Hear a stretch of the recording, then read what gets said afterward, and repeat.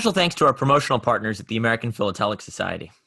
The APS is the largest stamp collecting organization in the world, supporting collectors of any level worldwide. For more information about membership and APS services, visit stamps.org. Hi, I'm Michael Cortese of Noble Spirit in Pittsfield, New Hampshire. And I'm Charles Epting from H.R. Harmer in New York City. And this is Conversations with Philatelists. We're going to do another episode where it's just you and I rambling. And this time I feel like we are even less prepared than usual, which is tough to do. But there's a subject that keeps coming up. I've seen it online. I've seen it in print, in letters to the editor or the AP. Mm-hmm. It's everywhere. It's a subject of discussion. And I don't know if you feel the same way as well, but I feel like you and I are disproportionately asked about this, or, because we're young. I feel like we have a more direct connection. I am, of course, talking about NFTs. Yes. Yeah. We've touched upon it a number of times. We talked to the Stamp Stacked guy. We've talked about it a couple times around it. Yeah. I don't think we've ever addressed it head on. I don't think we've ever. Sorry. The thing is, it's gaining it's substantial traction. It's one of those things I keep thinking. It's like a hydra. Where I keep thinking like, all right, we finally got rid of the NFT discussion. And then it comes back like twice as strong the next day. And I'm like, how does this keep happening? So we are going to discuss NFTs. And I feel like this episode too, you and I are going to be a bit more personal in our opinions. I really want this to be an episode where you and I, because we are young people who have dedicated our lives to this hobby in a personal sense and in a professional sense. Our lives are, we're two of the younger professionals. So I feel like we maybe have a unique insight into NFTs. And the reason I say that is not out of conceit or anything. It is because a suggestion that I keep seeing from different places is that NFTs are a way of getting young people into the hobby. NFTs are the future of the hobby. NFTs are the way we appeal to the youth. NFTs are the way we bring stamp collecting into the 21st century, blah, blah, blah. And it's not true, in my opinion. Not only is it not true, it couldn't be further from the truth, in my opinion. This is an absolutely terrifying thought. And I realize there's been panic within the hobby for over 100 years. In the late 19th century, when countries started issuing stamps that were not intended for pre-existing postal rates, there was all this concern: is the hobby dying? And then Farley's Follies in 1935, is the hobby dying? And then the bubble of the 1970s and 80s, is the hobby dying? I realize it's not, it kind of is Chicken Little-ish after a while to claim that the hobby is going away. Right. But if more resources are invested in NFTs, I don't think it'll kill the hobby, obviously. I don't think it'll make the hobby go away, but it could so dilute our hobby so as to make it unrecognizable. And I think that's something we need to be really concerned about. Yeah, so you're suggesting that money that people have in their stamp budget, if it's split half and half between stamps and NFT stamps, it will dilute the actual tangible price of actual stamps?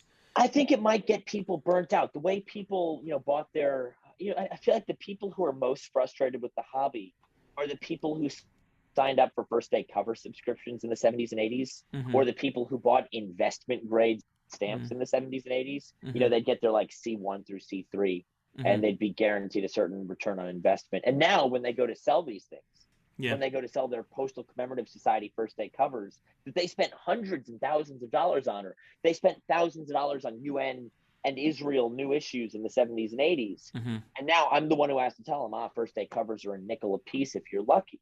Yeah. They're the people who dislike the hobby most of all. So I'm not saying that if people invest in NFTs, it'll deflate the price of actual stamps, but it could create resentment and burnout towards the hobby. It could create ill will towards the hobby, which is something that we can't afford to have much of because we are already losing members in this hobby. We're already, it's a diminishing hobby. It's not dying. I feel comfortable investing the rest of my life into it. I hope, fingers crossed, I will continue to do this for a very long time, but we also can't delude ourselves and say that the health of the hobby is incredible. And if we have people who are being taken by NFT stamps, or can't sell their NFT stamps at a profit later on, it just could create some resentment towards the hobby, I worry. But there's something bigger that I want to address. Okay. And for that, I wish I could just spin my computer around and show my office, because if people know one thing about me, it's how much I like accumulating and collecting stuff. I have a couple of baseball cards sitting on my desk. I'm not a baseball card collector by any means, but I like having a couple. I like having a couple of coins or a couple of whatever, typewriters, postal scales, clocks, fountain pens, stuff. Yeah.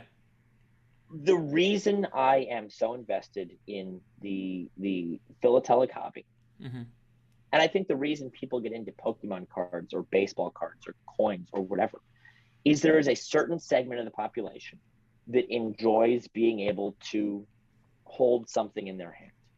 They like that tactile sense of ownership. This is my stamp. And sure, you could argue that you own an NFT, it's backed up by the blockchain or whatever. But that's not ownership.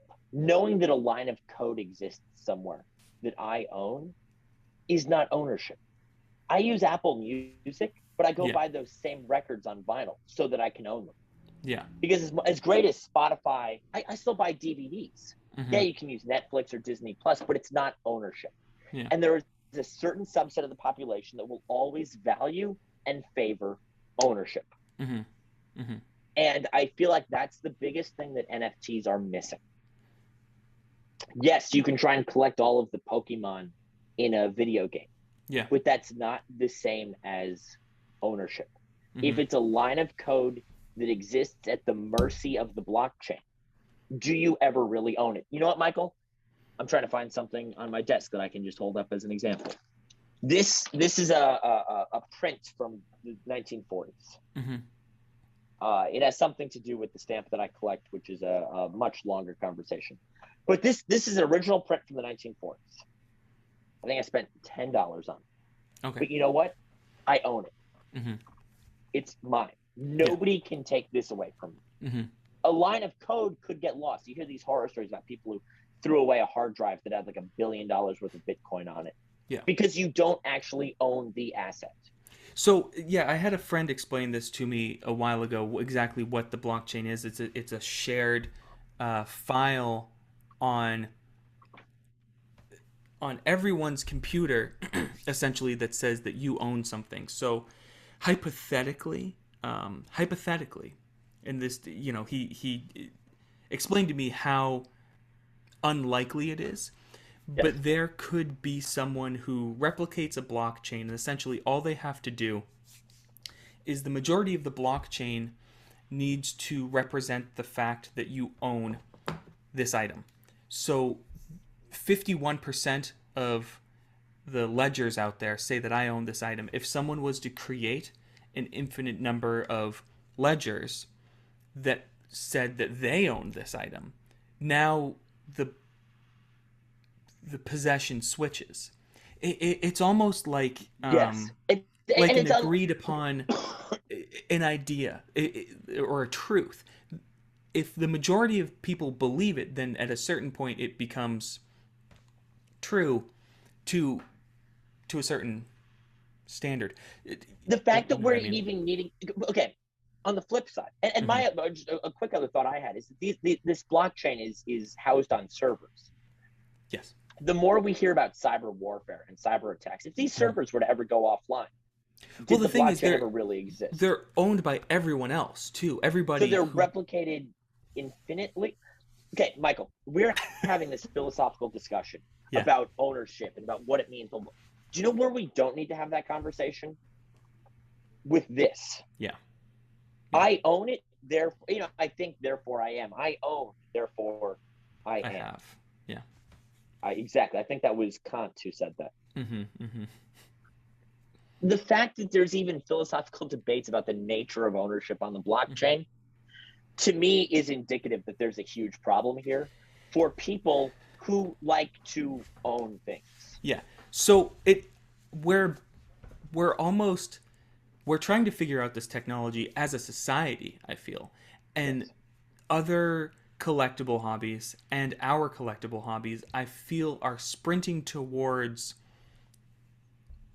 catching up with the rest of society on what this thing is. So maybe Instead of the letting the society's at dust 20 and settle. we're instead of trying to they don't want to be left behind in the dust. I think this hobby has seen a spike in popularity and what this stuff is, and we're trying to follow that spike in popularity to see if it sticks. So we've got multiple countries issuing their own NFT stamps. I had to watch Graham Beck's NFT stamp episode. I watched it like 4 times just to try. But he did an excellent job in explaining what it is. And that's not a knock on Graham at all. No. Because if anyone can explain something Yeah, about it's Graham. Like he's the go-to. It's more the nature of NFT stamps that is perplexing to us, not Graham's episode specifically. Because no, of course. I tried to watch Stamp Auction Network had a video as well, where they attempted to purchase stamps, and we'll get to it in a minute. But Stamp Auction Network is also offering their own NFTs. Right. But that's a subject, whole other thing. Again, that we'll address that in a second. But in watching the attempted purchase of, and I thought I had it figured out. I got blockchain, you buy the stamp, you own it, it's in the ledgers, whatever, blah, blah, blah. Mm-hmm. Then in the Stamp Auction Network video, they were unable to purchase the stamps because of gas taxes. Yeah, so that confused Which is like, me. all right, that just came in from left field. I don't know what's going on. I don't know what a gas tax is. So why is there? And in some cases, there were fee to cover the energy produced by the transaction. I think it's a way of attempting to offset some of the environmental impact, which again is a whole other conversation about NFTs to have, cryptocurrency in general. But Michael, if you go to a stamp dealer at a stamp show and he has a stamp for $100, maybe you negotiate and get it for $90. Maybe you want it so badly you just pay the $100. Mm-hmm. You give him $100 bill. Yeah. And he gives you the stamp. Mm-hmm. Period. Yeah. End of transaction. Mm-hmm. Whereas gas taxes and the ledger and cryptocurrency and pack drops of NFTs and all of this just seems to really overcomplicate what should be a simple process to no end. What is the end goal of owning, whether it's a cartoon monkey, the Bored Ape Yacht Club that's getting so much attention, whether it's owning an NFT stamp, an NFT gift? What is the end goal of all of this? To me, and you could say, oh, it's trying to put money in the pockets of artists, blah, blah, blah. I'm calling BS on the entire thing. I think what they're trying to do here is trying to create value from nothing. It's trying to take a JPEG and describe some inordinate value to it. And I feel like it's people trying to get in on a slice of the pie without owning the stock, without paying their dues, without spending a lifetime building a stock of postage stamps. It's people just trying to say, I'm going to sell this picture of a stamp for $6,000. I don't own the stamp. I don't even know if I own the picture of it. But I'm trying to get in on the action without actually doing anything. Right. To me, this is trying to create money from nothing. Is the entire NFT craze. Right. So with no tangible benefit to anybody, no tangible benefit to the owner, no tangible benefit to society. I don't see any point to any of this. And people want to get into the news. Oh, you just don't understand the blockchain. Look at the big picture. What is the point of any of this? You know what? I go home. I look at my stamp collection. I hinge stamps into an album. I'm happy. It brings me peace and joy. And it gives me some semblance of order to the universe. When I can put it, I'm sorry for getting so worked up, Michael. But so I'll bring that up in a second. When I put a stamp in its place in my album, or when I find something that I've been looking for years, I understand the purpose, the joy that brings me. When somebody puts together an exhibit of Civil War postal history and they can upgrade a wallpaper cover or provisional usage, they have one that's not as nice and they buy one that's nicer. I understand the point of that transaction. What the hell is the point of an NFT, Michael? So I get it. There's equal. They're not the first people to try and create NFTs in general to create something out of nothing. No, the but modern graded stamp market's been doing that for a long time. right.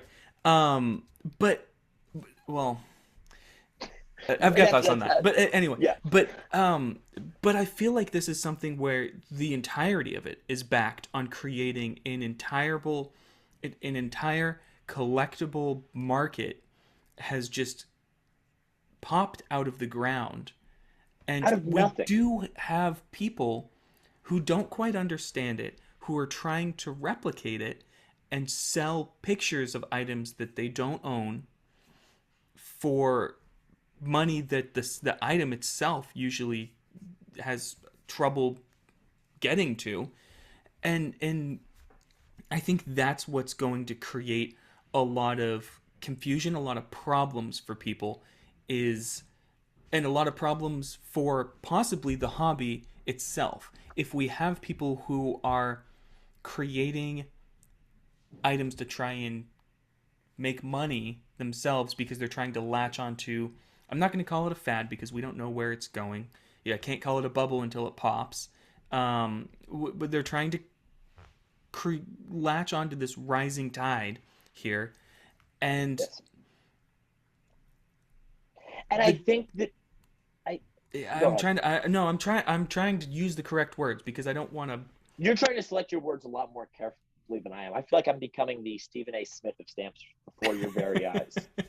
Yeah, I can tell you're very worked up, and I can get where some I'm, people are coming from, but it's others that I think are going to make it an issue for people in the past. It's fine if someone wants to go on Vivi or Vive and buy a USPS issued stamp that goes along with Day of the Dead. If that brings them enjoyment, I get it, to the point where people like just collecting things. Whether or not they own the item, I'm not going to understand. Whether or not they're going to try and sell it for more, I don't get. But there's facets of stamp collecting itself that I don't quite understand. But it's not my job to. But I just want to, at least, I'm coming at it from a different angle. I want to make sure that people are being genuine with their attempts to sell items. They're selling items that they own. They're selling things that have. So what you're saying is there's sort of value, but no, but there's sort of two different classes of stamp NFTs. Is what you're saying. Yes. There's postal Yes. administrations who issue these random pack drops or whatever when they issue a new stamp. I know the USPS did Day of the Dead and they did winter scenes, I think, and maybe they've done another one or two since then. I just saw Graham Beck post that he got shut out trying to buy one of these because they're selling so rapidly. They're so popular. Which is one thing to for a postal administration who created the design of the stamp to create a digital analog to the physical stamp that is being issued in post offices. They own the artwork. They own the rights to issue the stamp. So I agree. So that if it's coming directly from a postal, UN is trying to do this. Austria, Switzerland, even US, Stamp Stack, who are getting permission from different countries. Yeah. This is very different than NFTs, and we don't want to single anyone out, but this is just the one we saw this week that has been confusing us. Stamp Auction Network, you can buy a share of the Bible block. Now, the Bible block is a block of 6 of the 1847 10-cent black. This was sold last by Robert A. Siegel as part of the William H. Gross collection. This is one of the most iconic items of classic American philately. It's called the Bible block because somebody in the 1840s tucked it inside of a Bible, if I'm not mistaken. And that's what kept it in such a good state of preservation. And I believe, this is where my memory may falter a little bit, but I believe Scott Truppel from Siegel Auctions found the Bible that it was held in, which is now in an institutional archive. It's in like a university archive or something. Okay, and he was able to figure out what pages the block was sandwiched between. That's wild. Because there was like a tone spot the size of a block of 6 stamps. So this is just one of the greatest items of American philately. And Stamp Auction Network is now selling 100 shares of it. Not of the stamp. Not of the stamp. Of a photo of the stamp. Yes. And I don't know whether this is a legitimate business venture or whether this is a proof of concept or whether this is a surrealist, Dadaist joke. I don't know what the intention is behind it. I want to be very clear. But the fact remains that they're selling pictures. They're selling shares of a digital picture of a stamp. Mm-hmm. Yep. Which is baffling to me. So you got so worked up about I try to stay tame. You got so worked up about NFTs We're in looking at the general. whole yin and yang thing. Yeah, but that's on the phone the other day. You could tell that's what got me so worked up.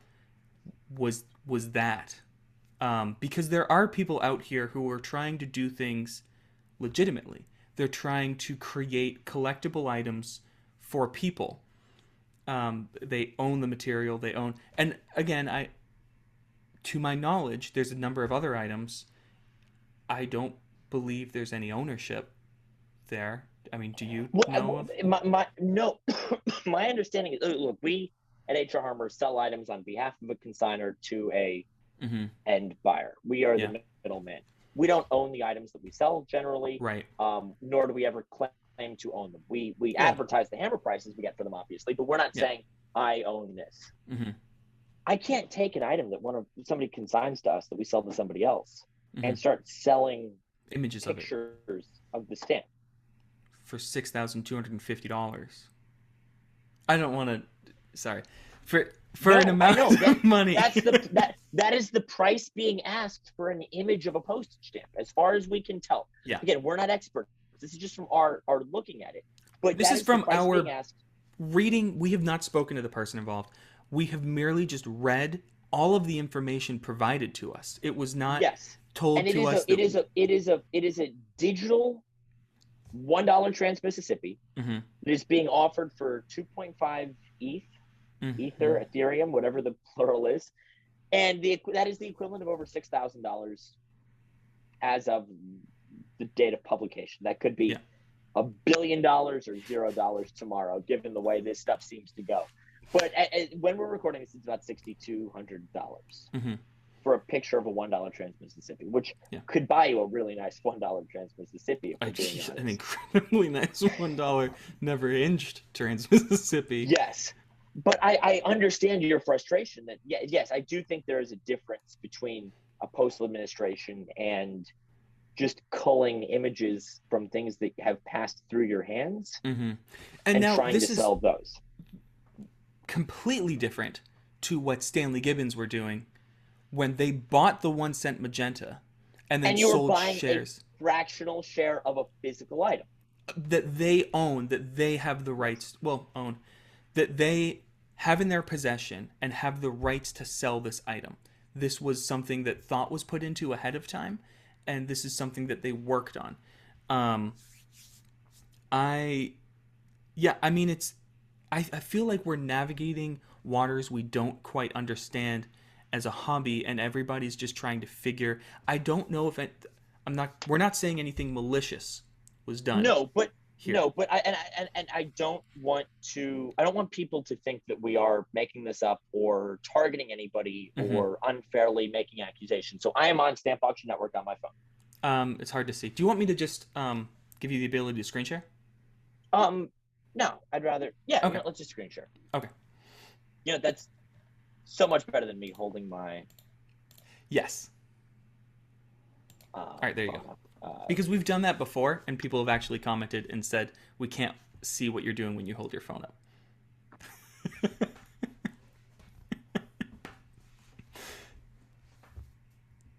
So you can see Stamp Auction Network right now. I can. Okay, so this is the homepage of Stamp Auction Network.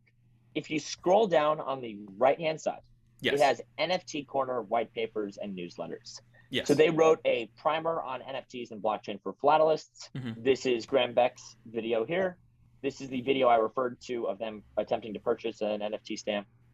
Here's the Austrian, Swiss, and UN NFTs. This is where I think the interest lies. Yeah. First and foremost, here's the $1 trans Mississippi that we're talking about. This is on Rarible, which is an NFT marketplace. Oh no, they're doing maintenance on the Tezos infrastructure. This is a different language. You mean Bezos? Tezos. I don't know.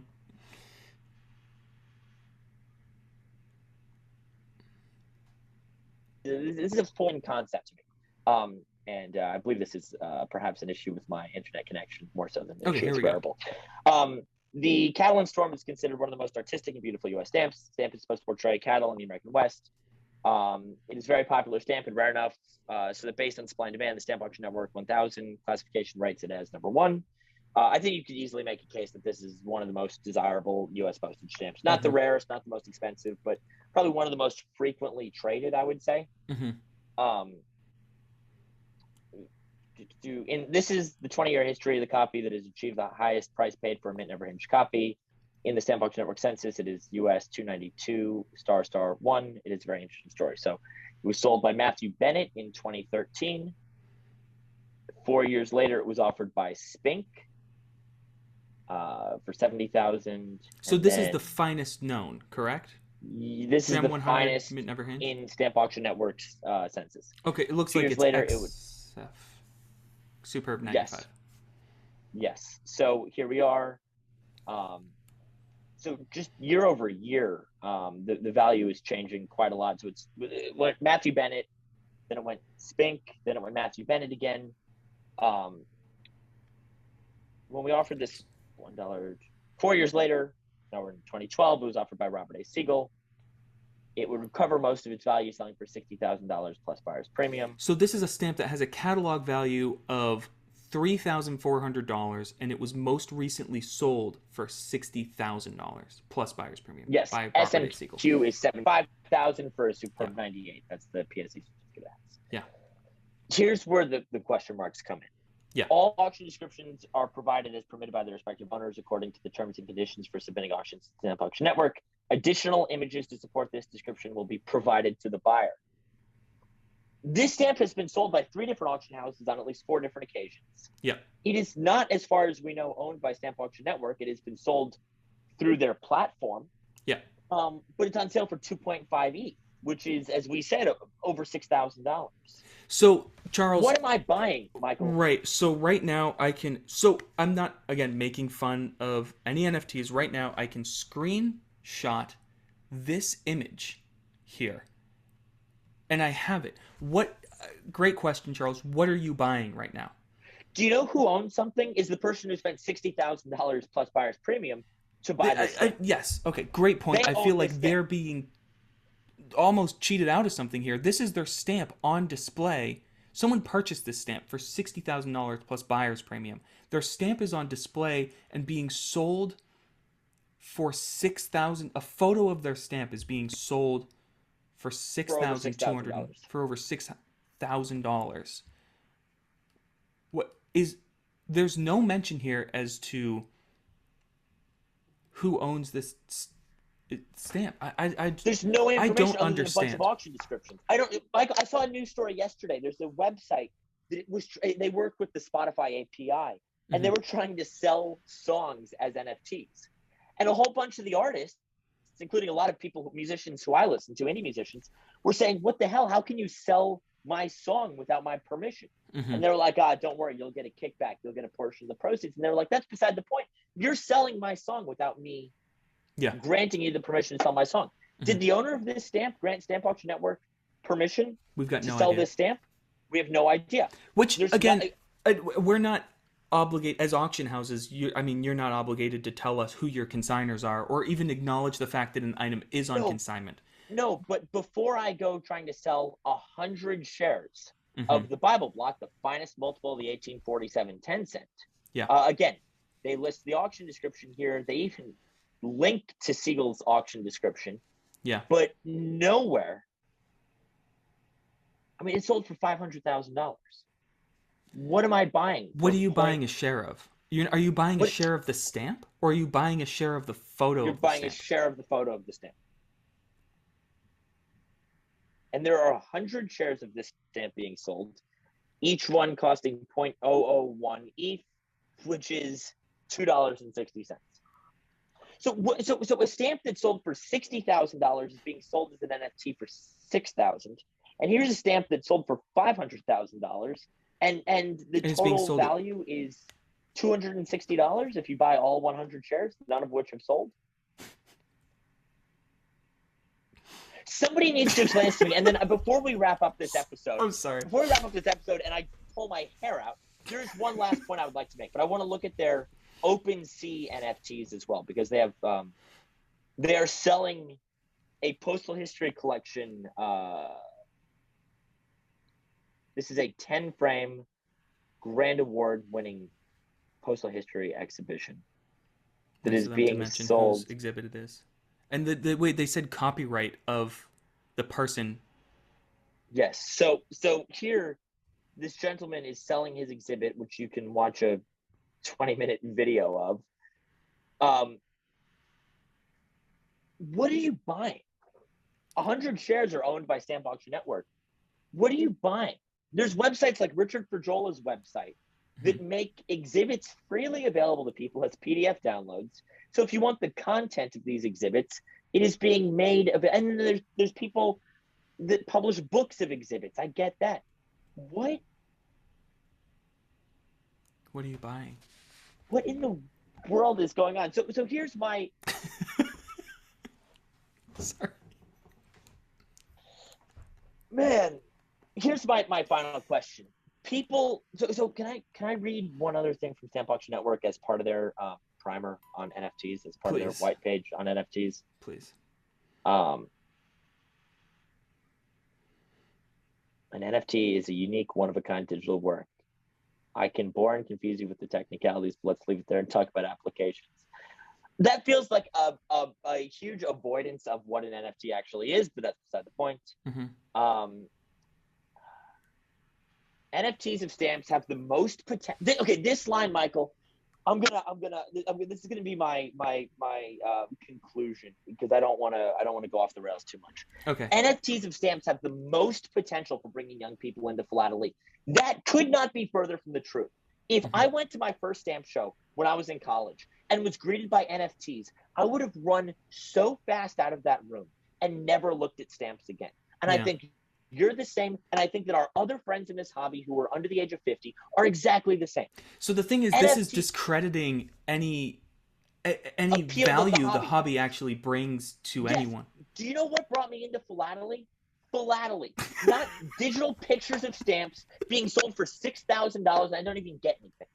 The appeal of philately is that it is an antidote to NFTs and cryptocurrency and social media and all of this BS on the internet. I need an escape from that. I need to get away from that. And do you know what gets me away from that, Michael? Are postage stamps, not digital pictures of postage stamps.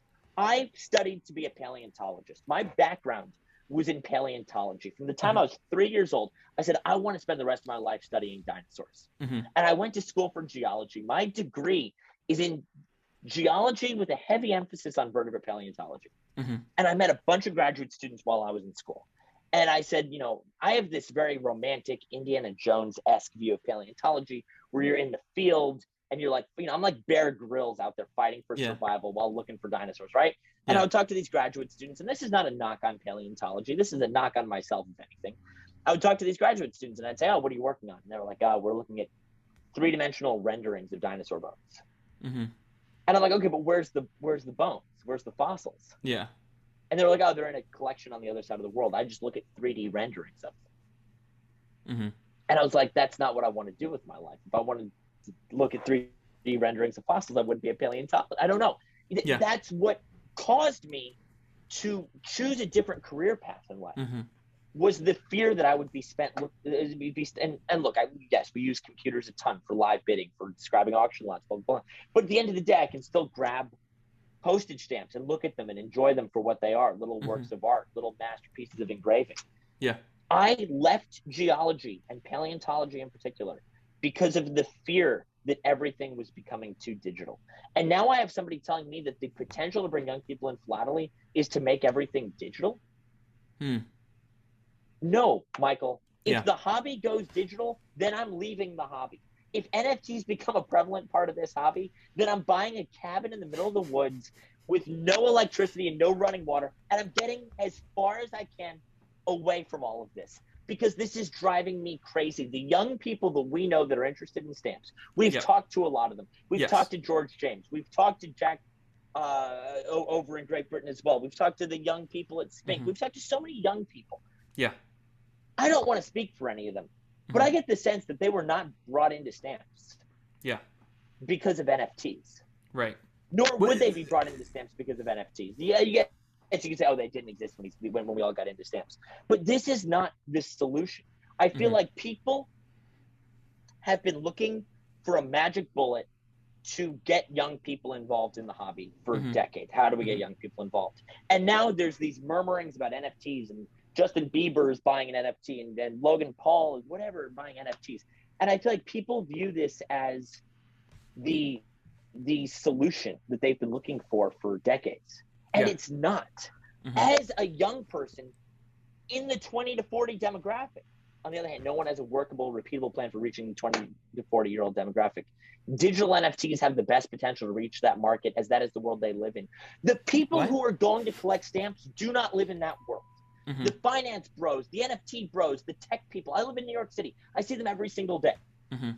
The people who find NFTs appealing, are not going to find postage stamps appealing, and that's okay. It takes all kinds. But we need to be targeting the people who are just as sickened and abhorred by NFTs as I am, and as you are, and you don't want to let on. You want to be the voice of reason in this episode. Yeah. But we have our off-the-record conversations. I think NFTs are garbage. I think NFTs are total BS. I would rather, again, move to a cabin in the woods than ever own an NFT. Yeah. There's a lot of things I'd rather do than own an NFT. I'm in that 20 to 40 demographic. Yeah. Am I in the minority? Maybe. Am I the odd one out here? Yes, sure. I generally tend to be the odd one out. But a 28-year-old working for an auction house that sells postage stamps is the odd one out. Yeah. We need the odd ones. Yeah. If 90% of the world are obsessed with NFTs, we need to be targeting that 10% that is not interested in this garbage. Yeah. It's a very, very, very small demographic that is interested in NFTs and also postage stamps. The overlap is and show me one person who bought a USPS NFT on Vivi and then made the jump into collecting physical stamps. Fair. Show me one person. I mean, if you want I get that people want to, like them because they're issued. Those are issued by the post office. I get it. Yes, and if an established stamp collector wants to dip their toe and buy a USPS or an Austria Post NFT for fun, that's fine. Yes. And if somebody who collects NFTs wants to buy stamp NFTs, that's fine. I don't get it, but I try to be very live and let live. Let other people buy this stuff that I personally have no interest in. I think the problem I have is acting as if NFTs are this magical solution that will save the hobby, and this is how we draw young people in, and this is the future of stamps. And I see letters to the editor of the AP about this, and I see people trying to act as if NFTs can save the day when they can't. If you want to do it for fun on the side, that's fine. You know what's hilarious is showing a photo of an actual item that sold for $500,000 and then selling photos of the photo, photos of the stamp for $2.60 each for a total of $260, and then telling people that the $260 item is the future and the $500,000 item is not how we're going to attract people into this hobby. I mean, that you got a stamp that sold for $60,000 and you're saying forget that item. This $6,000 photo of this real $60,000 item that people are interested in is what's going to drive this hobby forward. Not the actual item that costs $60,000. Not the actual item that costs $500,000. That's not the hobby. What's the hobby is this $260 photo of this $500,000 item. I don't get it. Look, I'm trying to be really grounded. But I get what you're... Michael, that is the best point I've heard on this subject, and I would like us to end the episode on that. Right, you can find us on YouTube. You can find us on Google Podcasts, Spotify Podcasts. This was an odd episode for us. Yeah. If you want to reach out to us and let us know your thoughts, we're not knocking anybody who buys NFTs. I don't get it. I will not own an NFT as long as I live. I'd rather go without. I love your I'd rathers. Yes. I'm holding a lot in when I say No, I know. It's an emotional episode because both of us have invested our lives in this hobby. Right, and then we see people that the solution's a JPEG. Yeah. Why didn't you guys think of that? Exactly. No. So let us know what yeah. you think. Again, if you bought one of the USPS NFTs, that's great. I thought about buying one. I That if you're downloaded gonna do it, the that Vey app. right. That's Look at a fine way to dabble in it. But don't put all your eggs in this basket. Don't act like this is the future of the hobby.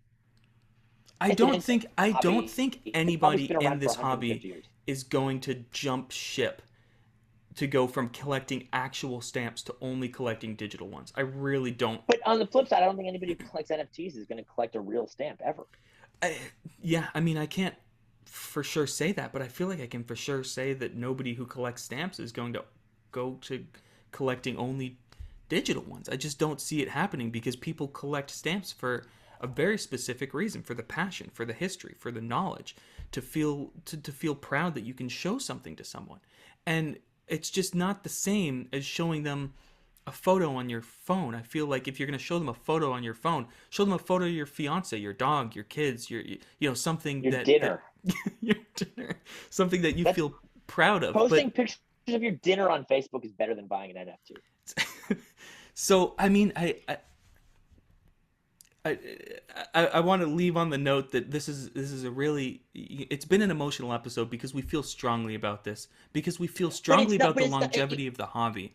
Yes, and this is going to be my concluding thought. You're right. You need to end on a positive note. You can never end on a negative note.